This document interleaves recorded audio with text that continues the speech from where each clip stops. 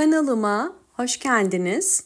Bugün sizlere orkidelerin birden çok çiçek dalı çıkarabilmesi için neler yapmamız gerektiğinden bahsedeceğim. Orkidelerin özellikle yazın biraz daha gelişimi yavaşlamaktadır. Bunun nedeni ise havaların çok sıcak olmasından kaynaklanıyor. Yazın orkide bakımında özellikle dikkat etmemiz gereken bazı püf noktalar var. Orkideler yılda 2 kere çiçek dalı çıkarır. İlkbahar ve sonbahar aylarında. Ama eğer sizler iyi bir bakım ile orkidelerinizi kontrol ederseniz orkideleriniz yazında çiçek dalı çıkarabilir. Özellikle yazın orkidelerin çiçek dalı çıkarabilmesi için ve orkidelerinizin bol bol çiçek açabilmesi için en önemli püf nokta orkidelerdeki nem dengesini sağlamak. Orkidelerde nem dengesini sağlamak için yapılması gereken birkaç püf nokta var. Şimdi sizlere onlardan da bahsedeceğim. İlk olarak orkidelerde nem oranı yaklaşık olarak %50 ya da %70 oranında olması gerekiyor. Özellikle yazın gündüzleri hava çok sıcak olduğu için aşırı sıcaklıklardan dolayı orkidelerde nem kaybı olur ve bu da orkide tomurcuklarında sararmalar, dökülmeler ve kurumalara sebep olabilir. Bunun için yapmanız gereken güzel bir yöntemden sizlere bahsedeceğim. Hemen göstermek istiyorum. Birinci yöntem orkidelerde dış saksı kullanmak. Yazın özellikle orkidelerde dış saksı kullanmak çok önemli. Orkidenin nem kaybetmesini önler. Özellikle orkideleriniz sadece şeffaf saksıda kaldığı zaman çok çabuk nem kaybedebiliyorlar. Çünkü sürekli doğrudan ışık aldığı için orkide nemi maalesef tutamıyor. Dış saksı kullanırken genelde bilinen orkidelerin kökten ışık alması gerekiyor. Eğer orkideler kökten ışık almazsa orkideler büyümez. Bu kesinlikle doğru bir bilgi değildir. Bunu ben de ilk zamanlarda yapıyordum. Fakat sonradan tecrübelerimle şunu anladım ki orkidelerde ikinci saksı kullandığınız zaman orkide köklerindeki kurumalar daha da gecikiyor. Çünkü ikinci saksı orkidede bir nem ortamı oluşturuyor. Etrafından orkidenin köklerinin direkt ışık alıp çabuk kurumasına engel oluyor. Orkidelerin sadece yapraklardan ışık alması orkidelerin gelişimi için yeterlidir. Zaten orkide tesislerinde de eğer görürseniz yüzlerce orkidenin yan yana olduğunu ve sadece yapraklarından ışık aldığını gözlemleyebilirsiniz. Özellikle yazın orkideleri daha sık sulamak gerekiyor. İkinci saksı kullandığınız zaman orkideleri çok sık sulamanıza gerek kalmıyor. Bakın bu şekilde orkidenizi dış saksıya koyduğunuz zaman orkideniz yazında nem kaybına uğramıyor. Dış saksı kullanırken dikkat etmeniz gereken, bakın bu şekilde mutlaka eliniz içine girecek şekilde geniş bir saksı olması gerekiyor. Eğer dar bir saksı kullanırsanız orkide gerekli nemi sağlamaz ve çok havasız kaldığı için kök çürümelerine sebep olabilir. Bu şekilde büyük bir saksı olması gerekiyor ki orkide kendine bir nem alanı oluşturabilsin. Bakın hemen diğerini de göstermek istiyorum. Bakın bu da ikinci bir orkidem. Gördüğünüz üzere kök gelişimi gayet güzel. Özellikle hava köklerine bakarak bu orkidemin neminin yeterli olduğunu anlayabilirsiniz. Bakın hem de yeni çiçek dalları çıkarıyor. Özellikle orkidelerde birden fazla boğum yerinden çiçek dalı çıkarabilmesi için yeteri neme sahip olması gerekiyor. Bakın görüyorsunuz boğum yerlerinden yeni çiçek dalları çıkıyor ve bu boğum yerlerinin sürekli nemli kalması gerekiyor.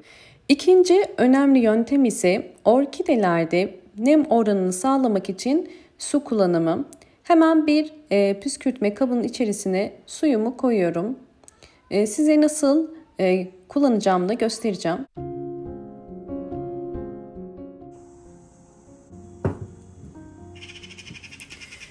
Bu yöntemi denemeden önce yine dikkat etmeniz gereken bir nokta var. Eğer ilkbahar ayında orkidelerinizin çiçekleri solmadıysa ve budama yapmadıysanız yaz ayında eğer böyle bir solma varsa mutlaka yine budama yapmalısınız.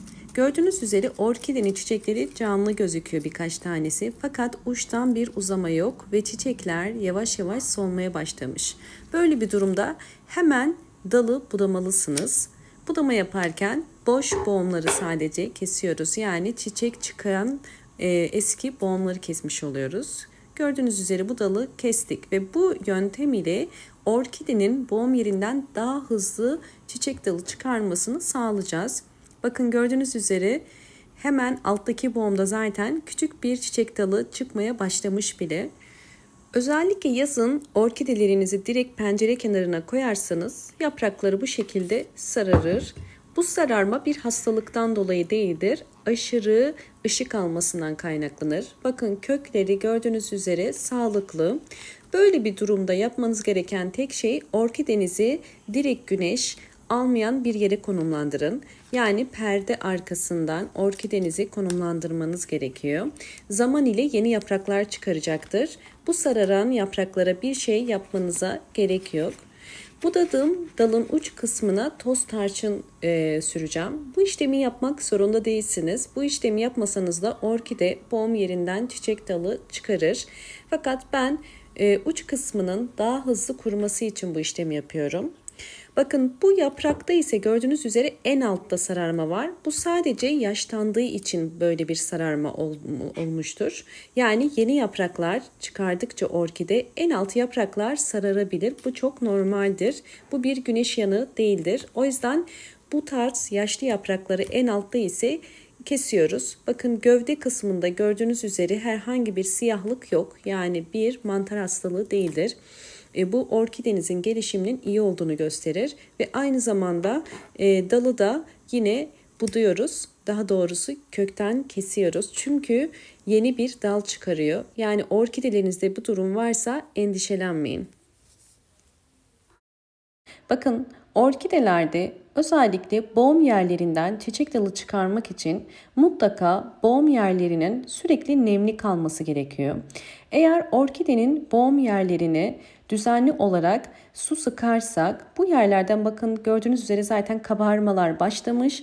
Bu yerlerden yeni çiçek dalları çıkabiliyor ve böylelikle bir çiçek dalından birçok çiçek dalı çıkarabilme imkanına sahip oluyoruz. Bakın bu şekilde orkidenin boğum yerlerinin hepsini sıkıyorum. Çok fazla sıkmanıza gerek yok. Buradaki amaç sadece boğum yerlerini yumuşatarak buraların nem oranını sağlayıp bu bölgelerden çiçek dalı çıkarımını kolaylaştırmak.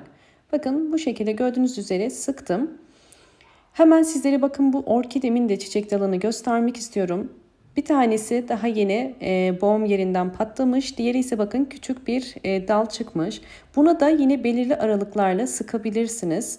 Çünkü bazen çiçek dalı patladıktan sonra da maalesef kuruyabiliyor. Bunun nedeni ise nemsiz kalmasından. O yüzden nem oranına mutlaka dikkat etmek gerekiyor ve böyle belirli aralıklarla sıkarak orkidenizin sürekli nemli kalmasına yardımcı olabilirsiniz. Özellikle budama yaptıktan sonra bu işlemi mutlaka deneyin ve yapraklarını da yazın. Özellikle bakın yine her gün çok fazla abartmadan ve gövde kısmına su girmeyecek şekilde yapraklarına su püskürterek orkidenizin nemli kalmasına yardımcı olabilirsiniz. Orkidelerin çiçek dalı çıkarabilmesi için üçüncü önemli püf nokta orkidelere yazın sıvı bitki besinleri vermek. Orkidelere sıvı bitki besini olarak yazın aloe vera kullanabilirsiniz. Hemen sizlere aloe vera ile orkidelere nasıl gübre hazırlanır pratik bir şekilde göstereceğim.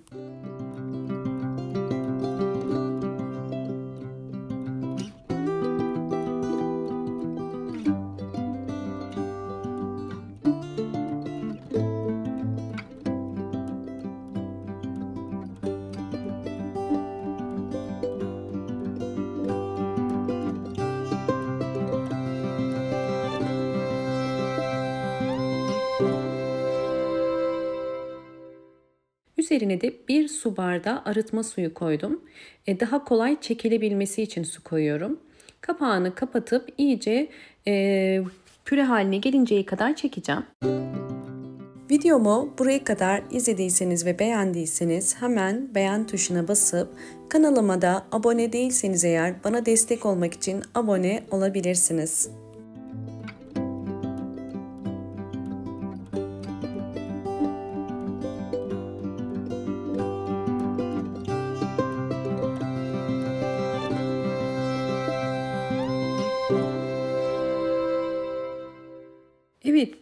yoğun bir kıvam olduğu için 1 litre su ile bunu açıyoruz. 1 litre suyun içerisine 1 su bardağı aloe vera koydum.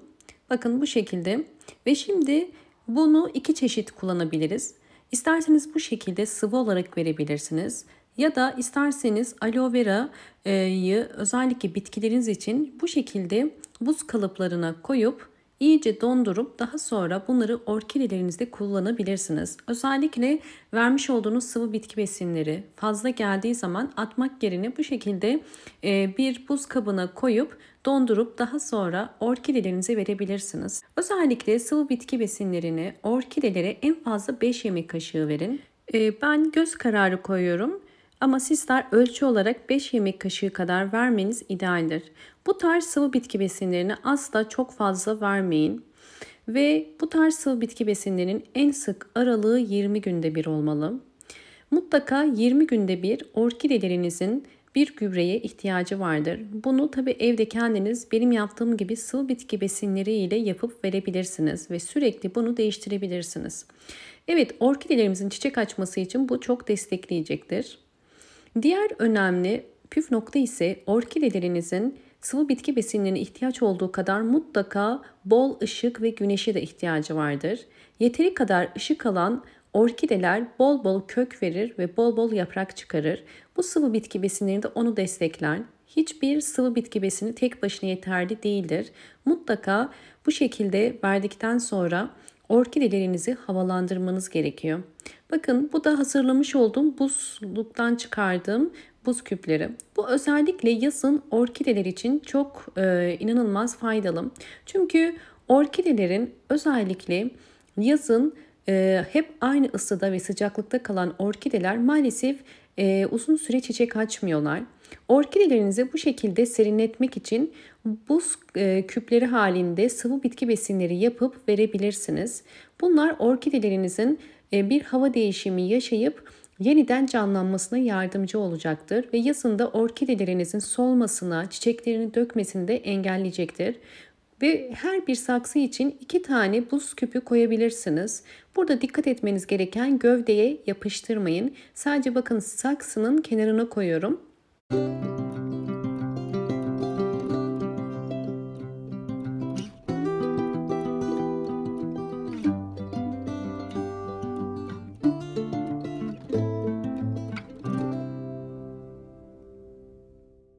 Bakın her bir saksıya 2 tane koydum. Orkidelere bu tarz sıvı bitki besinleri verdiğiniz zaman bakın yaprakları bu şekilde canlı, parlak ve aynı zamanda bol bol çiçekli olmuş oluyor.